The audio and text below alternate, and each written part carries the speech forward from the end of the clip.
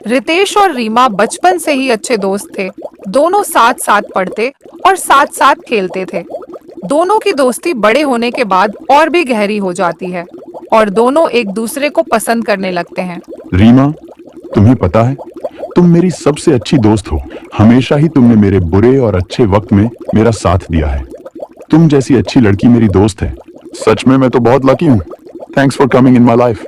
काश मेरी life partner भी तुम जैसी होती तो मैं दुनिया का सबसे खुशकिस्मत इंसान होता। रितेश बातों ही बातों में रीमा से अपने दिल की बात कह देता है। रीमा, पता नहीं मैं ये बात तुमसे कैसे कहूँ। बड़े दिनों से मैं तुमसे अपनी दिल की बात कहना चाहता था। रीमा, तुम बहुत अच्छी लड़की हो। मुझे तुम बहुत पसंद हो। रीमा, क्या तुम मेरी लाइफ पार्टनर बनोगी? देखो रीमा, तुम मेरी बात सुनकर गुस्सा मत होना। क्या तुम्हारे दिल में मेरे लिए कोई फीलिंग्स नहीं है? रितेश, पसंद तो मैं भी तुम्हें बचपन से करती हूँ, लेकिन मैं ये बात तुम्हारे मुंह से सुनना चाहती थी। तुमने कितनी देर लगा दी ये बात बोलने में। रीमा, क्या तुम मेरी लाइफ पार्टनर बनोगी? मैं तुम्हें हाँ तो कह देती, लेकिन तुम तो जानते ही हो हमारे दोनों परिवार वाले हमारे इस रिश्ते को कभी स्वीकार नहीं करेंगे। पापा चाहते हैं कि मैं उनकी पसंद के लड़के से शादी करूं। सॉरी रितेश।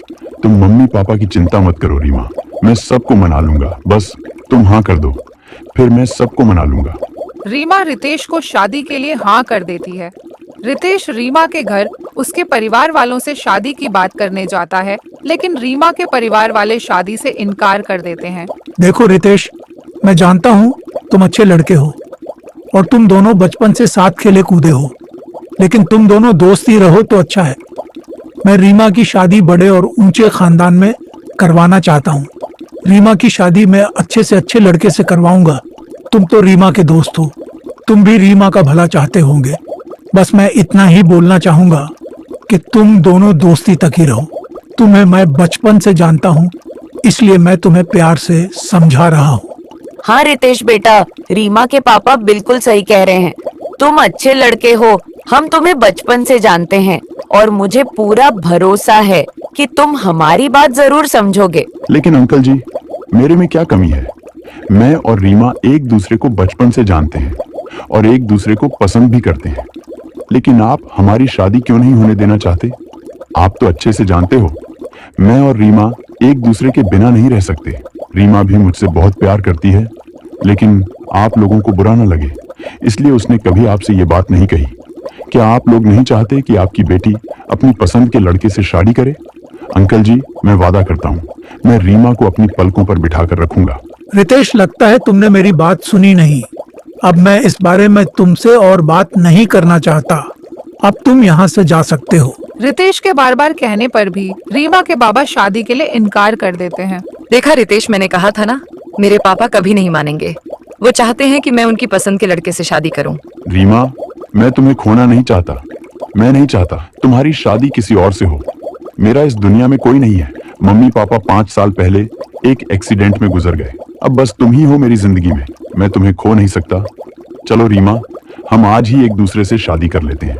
रितेश और रीमा अपनी मर्जी से बिना परिवार की सहमति के शादी कर लेते हैं और जब वे रीमा के माता पिता का आशीर्वाद लेने जाते हैं तो रीमा के पिता गुस्से में उन्हें घर से निकाल देते हैं। रीमा के पिता इस शादी से बिल्कुल खुश नहीं थे। रितेश रीमा को अपने घर ले आता है, जहां रितेश किराए पर रहता था। रितेश का इस दुनिया में कोई नहीं था, वह अकेला ही रहता था। सॉरी रीमा, ये कमरा थोड़ा छोटा है। हमें दोनों को यहीं एडजस्ट करना पड़ेगा।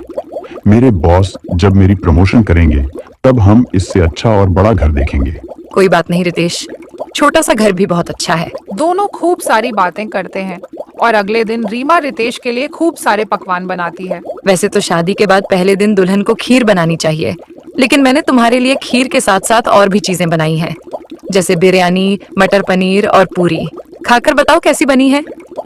रितेश सभी पकवान खाता है, उसे सब कुछ बहुत अच्छा लगता है। रीमा बहुत ही अच्छा खाना बनाना जानती थी। रीमा, तुमने तो सब कुछ कितना परफेक्ट बनाया है। ऐसा लगता है जैसे किसी रेस्टोरेंट का हो। लेकिन सबसे अच्छी मुझे तुम्हारे हाथों की बिरयानी लगी। आज शाम को भी तुम मेरे लिए बिरयानी बनाकर रखना। रितेश अपने ऑफिस चला जाता है, जहां उसके बॉस उसकी जगह किसी और को काम पर रख लेते हैं। रितेश, आज से तुम्हें ऑफिस आने की कोई जरूरत नहीं।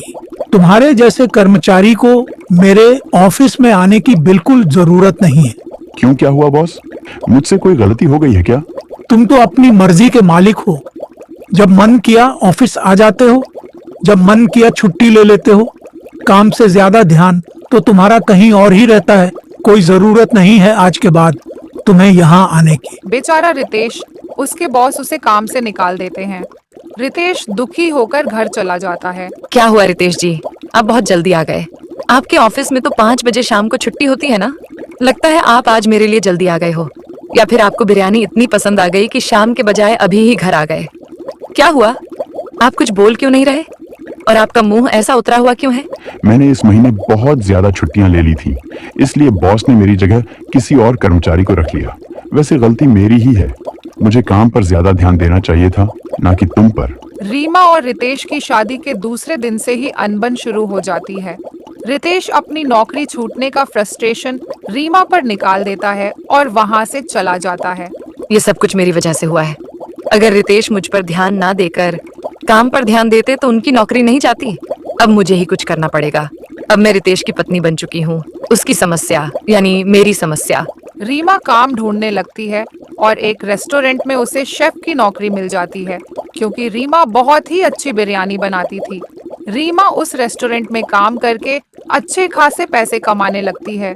रितेश रीमा के लिए बहुत खुश था। मैं बहुत खुश हूँ रीमा कि तुम्हें शेफ की नौकरी मिल गई, लेकिन मुझे बुरा इस बात का लग रहा है कि मैं दिन भर घर पर बैठा रहता हूँ और तुम किचन में गर्मी में इतनी मेहनत करती हो। रीमा, मैं भी रेस्टोरेंट में तुम्हारी मदद करना चाहता हूँ। बाहर मुझे कोई और काम नहीं मिल रहा है। रीमा रेस्टोरेंट के मालिक से बात करके अपने पति रितेश को भी उसी रेस्टोरेंट में नौकरी दिलवा देती है, जहां दोनों पति पत्नी मिलकर खूब मेहनत से काम करते हैं और खुशी खुशी अपनी जिंदगी में आगे बढ़ते हैं।